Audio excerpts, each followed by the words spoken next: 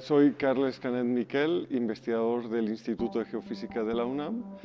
Soy geólogo, mi especialidad es la mineralogía y la geoquímica aplicadas al estudio de los recursos naturales de México y también trabajo en el tema del patrimonio geológico y los geoparques. El paisaje es una manera directa de conocer la geología, especialmente esos paisajes que nos revelan muchos elementos de su historia y de su pasado, tal vez porque tienen relieves vigorosos, porque tienen morfologías que nos explican procesos geológicos o incluso porque una falta de cubierta vegetal pues, nos puede exponer mejor las unidades geológicas. Eso sucede en muchas partes del país donde existen condiciones áridas y tenemos la geología al desnudo, que a su vez pues, tiene una belleza muy grande, pero también tiene que ver con la capacidad de interpretarla. No es lo mismo apreciarla solo por su colorido o su belleza, a lo que sería leer un poco más la historia geológica, la historia, el pasado pues, de esas rocas o de ese territorio. En este caso, pues, yo encuentro elementos realistas desde el punto de vista también de la geología, principalmente la acumulación de las arcillas, los sedimentos en las partes planas, que explica precisamente un modelo de una cuenca. La erosión es un proceso natural que ocurre en el planeta Tierra, porque es un planeta geológicamente vivo, donde tenemos procesos activos de la formación de cordilleras y montañas, por lo tanto la construcción de relieves, y tenemos fenómenos atmosféricos que a través del intemperismo y la meteorización pues, actúan en sentido contrario de esas fuerzas internas de la Tierra del tectonismo. La erosión, desde luego, se manifiesta en geoformas muy específicas que estudian una rama de la geología que es la geomorfología. Esas geoformas son diagnóstico de diferentes procesos, de diferentes velocidades o razones de erosión, pero también las podemos estudiar a partir de los productos de la erosión, que es la sedimentación, que es algo que aquí está representado precisamente con estas arcillas. La actividad humana modifica estos procesos, no los procesos internos de la Tierra, de levantamiento de relieves, que además son a un ritmo muy lento a la escala humana, salvo el vulcanismo,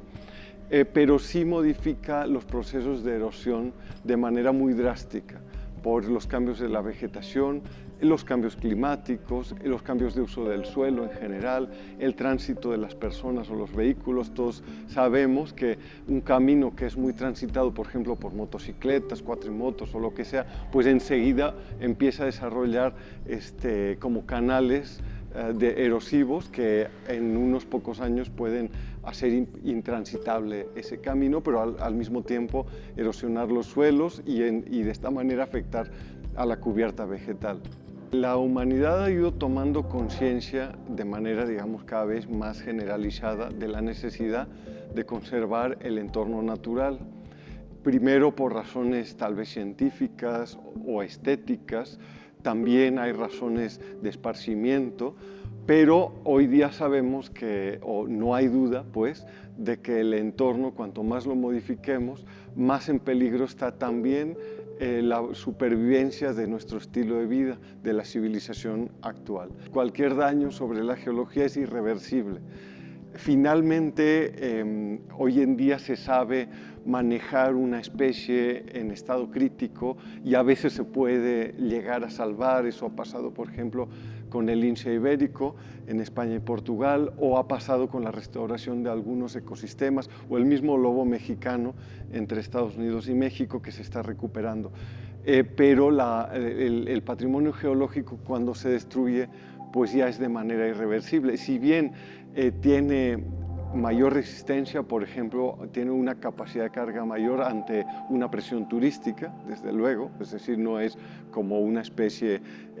cuya nidificación se vea perturbada, una especie de ave por los turistas. A la geología esto no le va a pasar, pero el daño que le ocasionemos a la geología es irreversible y por eso es necesario hacer al menos conocer qué elementos merecen ser preservados, sea por su valor científico o cultural o incluso recreativo y turístico y sobre todo también educativo. Para preservarlos y que no sucedan estas cuestiones de que ya no se pueda mostrar o obtener, digamos, seguir gozando de esos elementos de la geología para las futuras generaciones. Humboldt es un referente para muchos científicos de hoy día, de varias disciplinas. Muchas disciplinas lo reivindican como propio, pero en realidad es transversal, es prácticamente de todos. Como explorador con una visión científica y al mismo tiempo estética del continente americano, pero que además se involucró personalmente, tuvo el interés por las comunidades, por las personas. No era solo un observador distante, analítico y frío, sino que siempre él tenía un papel en los lugares donde visitaba. Humboldt estuvo 10 días en la comarca minera de Hidalgo, hoy día Geoparque, y en cada lugar donde estuvo, que prácticamente era un lugar cada día, dejó documentación interesante, fueran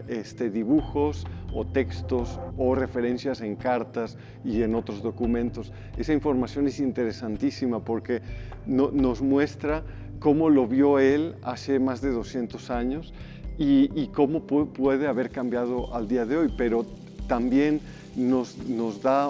cuenta de que él finalmente preguntaba, se informaba sobre los elementos más destacados de la región y alguien lo llevaba. Y finalmente eso significa que las personas de esa región ya tenían identificados elementos que pensaban que iban a ser de interés para un científico que además era de la nobleza y que venía del extranjero. Eso significa que ya había una percepción de lo que significaba lo que hoy día llamamos un patrimonio y que se trata de conservar y poner de relieve con una figura como es el Geoparque Mundial de la UNESCO. A mí me ha gustado mucho ver las grietas de desecación, los mud cracks,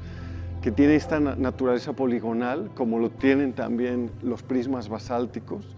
por un fenómeno, digamos, autoorganizativo, en este caso, durante la desecación. Esto es un fenómeno natural, pero aquí ha sido inducido, pero el resultado es exactamente el mismo que tendríamos en una laguna seca o en un humedal.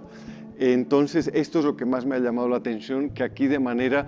voluntaria o parcialmente voluntaria se reproduce un fenómeno geológico que ocurre en la naturaleza. También el contraste con el relieve, ¿no? Estas moles aquí que se observan son elementos de la orografía mexicana que efectivamente están rodeados de humanidad, pero también de sedimentos, de rocas, y que muchas veces simplemente ni siquiera vemos al horizonte para ver su silueta, y esto nos hace como un poquito reflexionar de que es necesario ver más allá de lo inmediato o de lo que tenemos más cerca.